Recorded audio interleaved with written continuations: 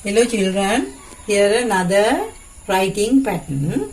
Here, this is how you must draw this. Here, like this. Here, so always start from the dot. Like this. Like this. Slowly, slowly. Okay. We'll use another color. Here, like this.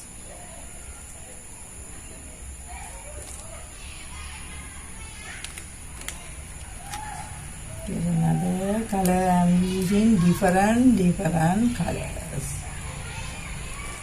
Okay.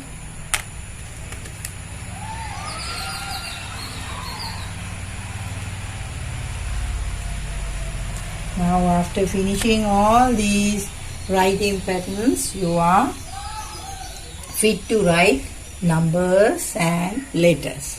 Thank you.